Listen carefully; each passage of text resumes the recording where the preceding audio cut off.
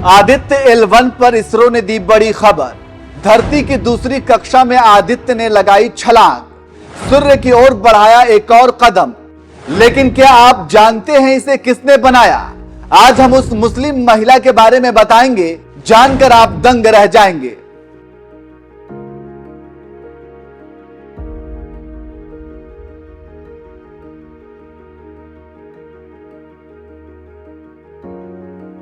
नमस्कार, मैं नियाज खान और आप देख रहे हैं न्यूज एक्सप्रेस। शिक्षा एक ऐसा दीपक है जिससे आप समाज को लाखों सालों तक रोशनी दे सकते हैं, और अगर शिक्षा नहीं है तो लाखों सालों तक आपको अंधेरे में रहना पड़ेगा।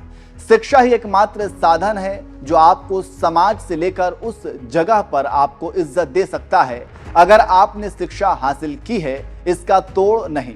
आज हम एक ऐसी ही महिला की बात करेंगे जिसने तहलका मचा दिया है। एक पुराना आंकड़ा 2011 की जनगणना की बात करें तो देश में मुस्लिमों की कुल साक्षरता दर 59.1% है। मुसलमानों की यह साक्षरता दर राष्ट्रीय औसत से कम है। मुस्लिम समुदाय एकमात्र अल्पसंख्यक समुदाय है जिसकी साक्षरता दर माइनस पॉइंट्स में है। यह हरियाणा, बिहार, उत्तर प्रदेश, जम्मू और कश्मीर, असम, राजस्थान, उत्तराखंड, झारखंड और पश्चिम बंगाल जैसे राज्यों की साक्षरता की तुलना में भी काफी कम है। इसी का नतीजा है कि केवल 22.70% मुस्लिम बच्चे ही प्राथमिक शिक्षा, जबकि 6.71% मुस्लिम बच्चे ही स्नातक स्तर तक की पढ़ाई कर पाते हैं। इन आंकड़ों के बाद अगर कोई मुस्लिम लड़की कुछ करके भारत का नाम रोशन करती है तो ये नोबेल पाने से कम नहीं है, और ऐसा कुछ किया है निगार शाजी ने।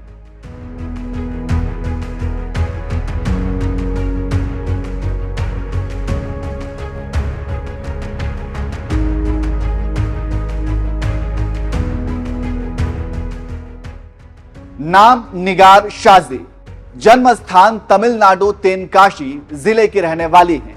शाजी एक किसान परिवार से आती हैं। शाजी ने तिरुनेलवेली गवर्नमेंट इंजीनियरिंग कॉलेज से इंजीनियरिंग की। Birla institute of technology Ranchi से मास्टर्स पूरा किया। 1987 में इसरो ज्वाइन किया।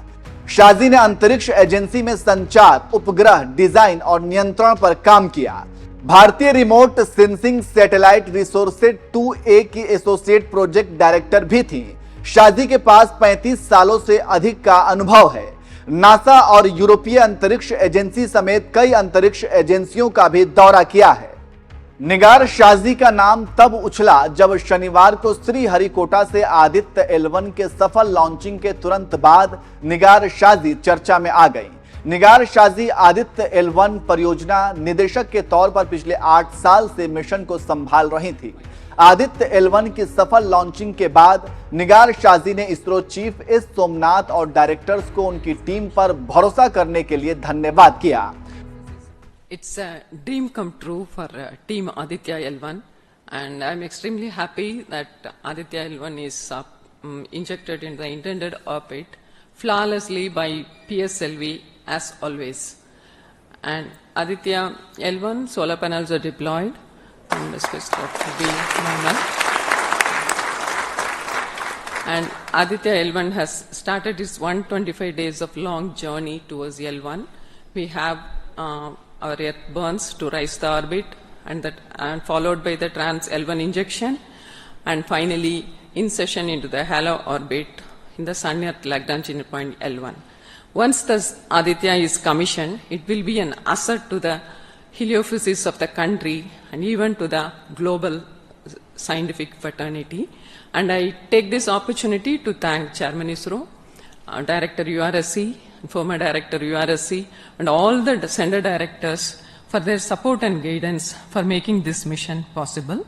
And my thanks are due to my project team and all the project executives across the center, payload teams, especially the teams from the IAA and IUCA, for the relentless effort in building the payload as well as the spacecraft. And my special thanks to the expert committee who have been guiding all through the entire project life cycle. And I thank all the industrial partners and the entire URSC team for their invaluable contribution.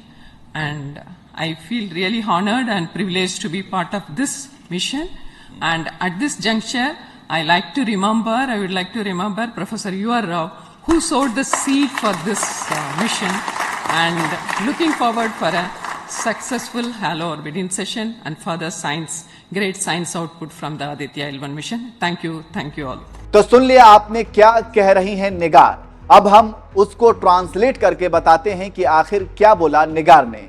निगार कह रही हैं कि मैं इस mission का हिस्सा बनकर सम्मानित और गौरवान्वित महसूस कर रही हूं। मेरी टीम के लिए सफल लॉन्चिंग किसी सपने के सच होने जैसा है। इसरो के पूर्व चीफ रामचंद्र राव, प्रोफेसर उडुपी रामचंद्र राव के योगदान को याद करते हुए शाजी ने कहा कि महान वैज्ञानिक प्रोफेसर U.R. राव को याद करना चाहूंगी, जिन्होंने इस मिशन का बीज लगाया था।